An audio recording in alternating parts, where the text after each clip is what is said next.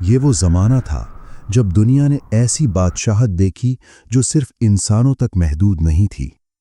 ہوا خاموش تھی اور زمین پر ایسی مخلوق کام میں مصروف تھی جو عام آنکھ کو نظر نہیں آتی۔ یہ جنات تھے، آگ سے پیدا کی گئی وہ مخلوق جو انسان سے پہلے بھی اس زمین پر موجود تھی۔ فطرت میں طاقت، مزاج میں سرکشی اور قوت میں انسان سے کہیں زیادہ۔ جنات سلیمان کے لیے وہ سب کچھ بناتے تھے جو وہ چاہتے تھے، بلند بلند عمارتیں، مجسمے، بڑے بڑے حوض۔ لیکن اس دور میں یہ جنات اپنی مرضی سے نہیں چلتے تھے، ان پر ایک حکم چلتا تھا، اور وہ حکم اللہ کے نبی حضرت سلیمان علیہ السلام کا تھا۔ قرآن کہتا ہے، جنات میں سے کچھ ایسے تھے جو سلیمان کے لیے اپنے رب کے حکم سے کام کرتے تھے، اور جو کوئی ان میں سے ہمارے حکم سے سرکشی کرتا ہم اسے بھڑکتی ہوئی آگ کا عذاب دکھاتے تھے۔ یہ وہ وقت تھا جب اللہ کے ایک برگزیدہ نبی نے اپنے رب کے حضور ایک ایسی دعا مانگی جو تاریخ انسانیت میں کسی اور کے حصے میں نہ آئی۔ حضرت سلیمان علیہ السلام نے عرض کیا، اے میرے رب، مجھے ایسی بادشاہت عطا فرما جو میرے بعد کسی کے لیے نہ ہو، اور اللہ تعالیٰ نے اپنے نبی کی دعا قبول فرما لی۔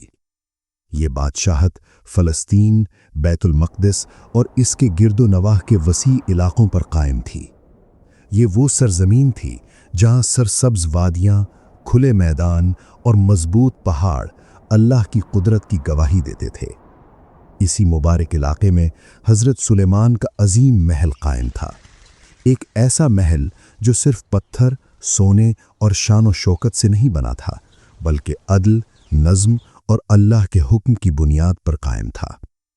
ان کی حکمرانی صرف انسانوں تک محدود نہیں تھی، جنات، پرندے اور یہاں تک کہ ہوا بھی اللہ کے حکم سے ان کے تابع تھی۔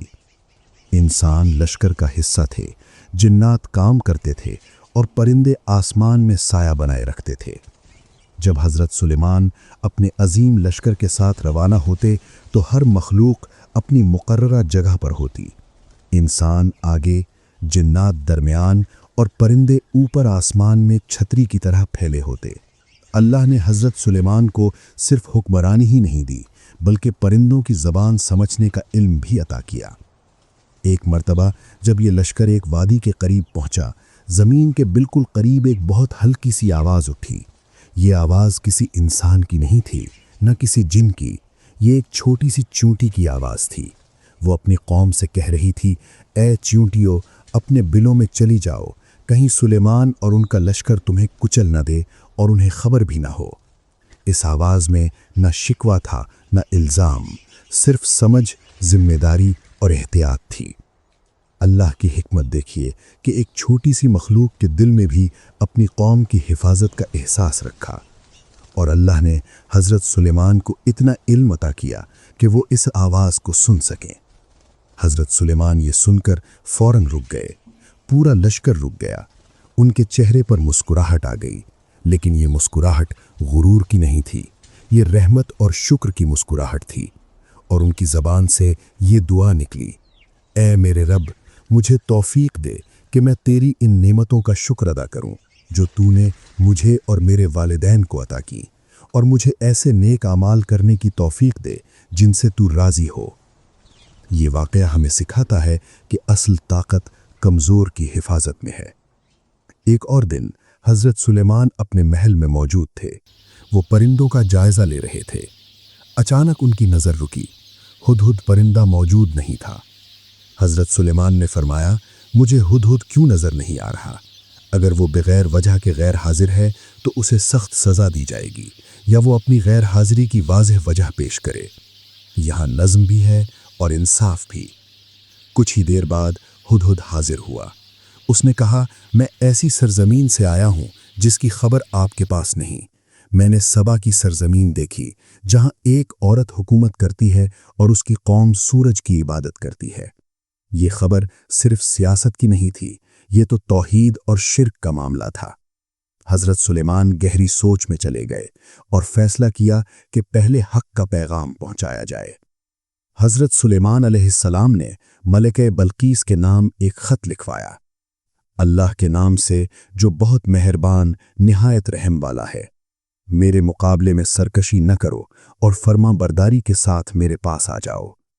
پھر حضرت سلیمان نے وہ خط ہدہد کے حوالے کیا اور فرمایا، میرا یہ خط لے جاؤ اور اسے ان کی طرف ڈال دو، پھر ذرا الگ ہو کر دیکھنا کہ وہ کیا جواب دیتے ہیں۔ ہدہد یہ حکم پا کر فوراً اڑان بھر گیا۔ وہ وسیع میدانوں، پہاڑوں اور وادیوں کے اوپر سے گزرتا ہوا سبا کی سرزمین کی طرف روانہ ہوا۔ یہ صرف ایک پرندے کی پرواز نہیں تھی، یہ اللہ کے پیغام کی پرواز تھی۔ کچھ ہی وقت میں ہدہد ملکہ بلقیس کے محل کے قریب پہنچا۔ اس نے حکمت کے ساتھ وہ خط ان کے پاس ڈال دیا، پھر وہ ایک طرف ہو کر خاموشی سے انتظار کرنے لگا۔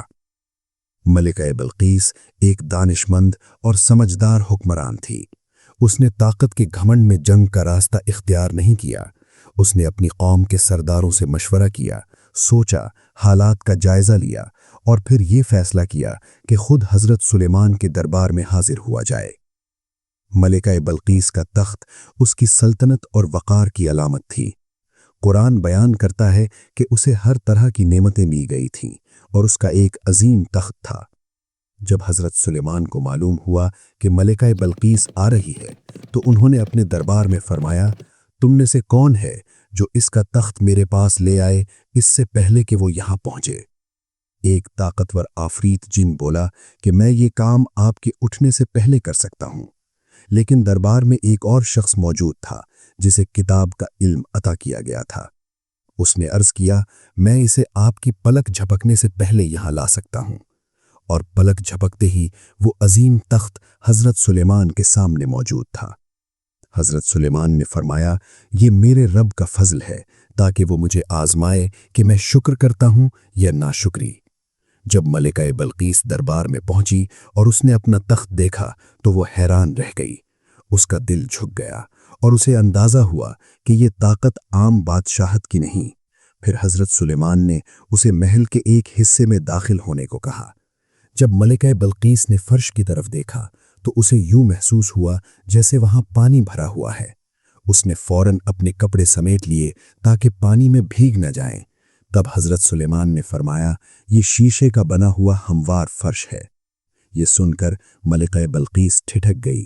وہ سمجھ گئی کہ یہ جادو نہیں، یہ دکھاوا نہیں، بلکہ اللہ کی عطا کردہ حکمت اور علم ہے۔ اسی لمحے اس کے دل کی آنکھ کھل گئی اور اس نے کہا، اے میرے رب، میں نے اپنی جان پر ظلم کیا اور اب میں سلیمان کے ساتھ اللہ رب العالمین پر ایمان لاتی ہوں۔ حضرت سلیمان علیہ السلام کا آخری منظر۔ حضرت سلیمان علیہ السلام کی زندگی طاقت، نظم اور عدل کی مثال تھی، لیکن ان کا آخری منظر ان سب سے زیادہ ایک خاموش مگر گہرا پیغام رکھتا ہے۔ ایک دن حضرت سلیمان اپنے عظیم محل میں اپنی لاٹھی پر ٹیک لگائے کھڑے تھے۔ ان کے ارد گرد جنات کام میں مصروف تھے۔ کوئی بلند عمارت بنا رہا تھا، کوئی پتھر تراش رہا تھا، کوئی محل کی دیواروں کو مضبوط کر رہا تھا۔ جنات کے لیے یہ ایک معمول کا دن تھا۔ وہ سمجھ رہے تھے کہ اللہ کے نبی ان کے سروں پر موجود ہیں، انہیں دیکھ رہے ہیں اور ان کے کام کا جائزہ لے رہے ہیں، اسی لیے کام رکا نہیں۔ دن گزرتے گئے، راتیں آتی رہیں، وقت خاموشی سے آگے بڑھتا رہا، لیکن حقیقت یہ تھی کہ اللہ کے حکم سے حضرت سلیمان اس دنیا سے رخصت ہو چکے تھے۔ نہ جنات کو خبر تھی، نہ کسی کو اندازہ۔ اللہ کی قدرت دیکھیے کہ اتنی عظیم ہستی اس دنیا سے رخصت ہوئی اور کسی کو فوراً معلوم نہ ہوا۔ پھر اللہ کے حکم سے ایک دیمک حضرت سلیمان کی لاٹھی کے قریب آئی۔ وہ دیمک خاموشی سے لاٹھی کو کانے لگی۔ کوئی شور نہیں، کوئی اعلان نہیں، بس وقت اپنا کام کرتا رہا۔ آہستہ آہستہ لاٹھی کمزور ہوتی گئی اور جب وہ سہارا ٹوٹا تو حضرت سلیمان کا جسم زمین پر گرا۔ اسی لمحے جنات پر حقیقت کھلی۔ وہ رک گئے، وہ چونک گئے۔ انہیں اندازہ ہوا کہ اگر وہ واقعی غیب کا علم رکھتے ہوتے تو اتنی مدت تک سخت مشقت اور عذاب میں کام نہ کرتے۔ قرآن نے اس منظر کو بہت واضح الفاظ میں بیان کیا تاکہ انسان کبھی غلط فہمی میں نہ رہے۔ یہ اعلان تھا کہ غیب کا علم نہ جن کے پاس ہے نہ انسان کے پاس۔ غیب کا علم صرف اور صرف اللہ کے پاس ہے۔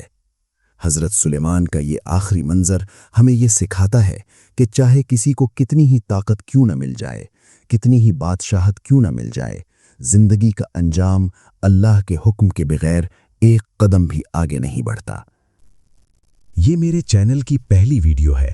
اگر آپ کو یہ ویڈیو پسند آئے تو لائک ضرور کریں، کامنٹ کر کے اپنی رائے دیں اور ہمیں سپورٹ ضرور کریں۔ شکریہ۔